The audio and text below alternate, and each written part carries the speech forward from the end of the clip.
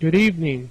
This is Charlie Do right here, and I've already explained what the backdrop is here in the background. It's basically a small slideshow of 3 shots I took of a weather anomaly that keeps happening from Traverse City to Marquette here. Not very strong on these pictures, but I'm going to try to document them from this point forward if I can. Try to figure out what it is. But anyways, in some of your commentary, I guess this video is mostly for people studying weather modification, and somewhat I was wanting to give some kudos to Mr. Dutchsinse, who's had a tough time here and there, but definitely moved from weather modification to earthquakes, and that's cool. Still missed the radio show, Freedom Frequency 1871, but as far as the weather modification goes, I've been doing some thinking lately. He said there's a lot of people attacking him, and there's probably a reason for that. And also there's some smaller station or some smaller channels. Sorry, I got tongue tied. Looking into weather modification, and one of them I know somewhat, not directly from I think her name is Stacy Sills.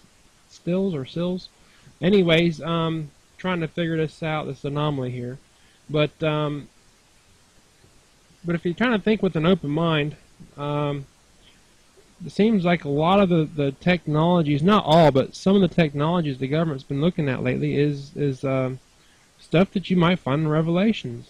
Remote controlled weather, remote controlled earthquakes. I mean, if you can make everything go crazy, and a lot of the people that don't look into those kind of things is going to think it's natural and it's God.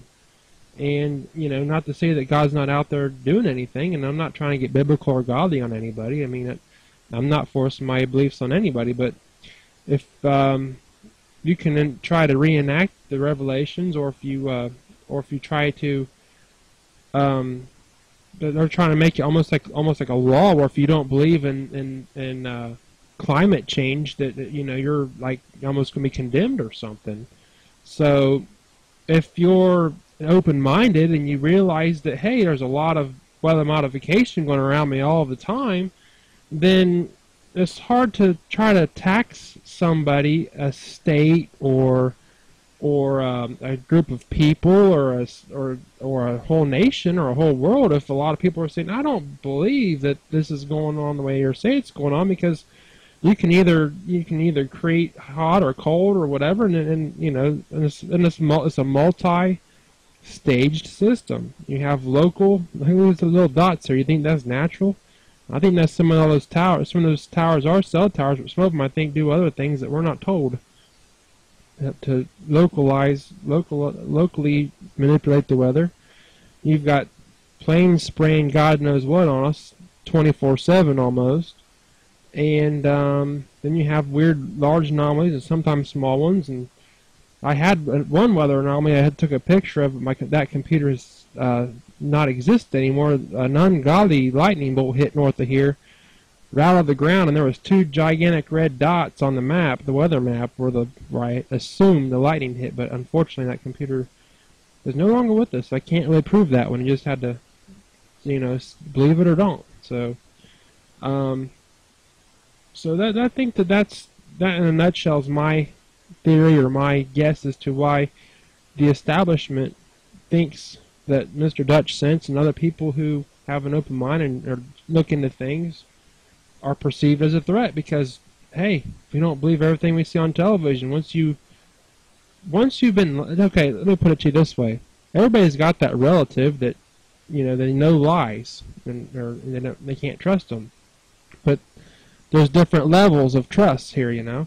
So whenever most people walk down the street, you can ask them flat out if you trust the government. They'll say no, but they don't know how deep is the trust there. I mean, are they going to actually, you know, lie and steal and cheat from you? Yeah, they're already doing that right now. But I mean, are they actually going to turn against the people of America? Yeah, I believe they are. In my opinion, okay. Let me stress that, my opinion, because it seems like there's anybody question the official story. I mean, matter of fact, that's the reason why I think that the establishment, not trying to get political, but that's the reason why I foresee that this whole presidential election has become deception, almost like, as far as Hillary trying to deceive has been deceiving everybody for a long time, and here along comes Donald Trump, a guy who just owns buildings, and he's obviously, I think that he has an investment in this country, personal investment in this country, and if the country falls, he knows that he will probably not be kind of living high on the hog, so to speak. So that might be one of the reasons why. It's abundantly clear, in my opinion, that they see him as a threat. Do I think he's the answer? I couldn't answer that question. Is he the answer? I'm not going to tell you who to vote for. That's everybody's personal opinion, because everybody's opinions is going to be different, and for different reasons, depending upon their awareness, how awake they are, what they believe in, and where they come from. So, but in closing, this country and this whole world needs some help, and I kind of always refer back to 1984, George Orwell.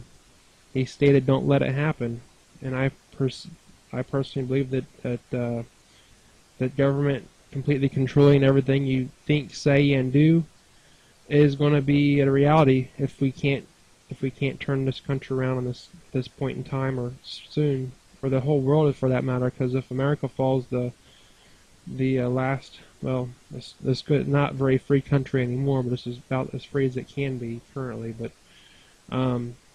it seems to me like the government's perceiving us as almost as a threat, because it's definitely getting harder and harder to get the word out. I've been hearing reports of censorship at multiple levels. So, with that said, I guess much love. Chow they do right out.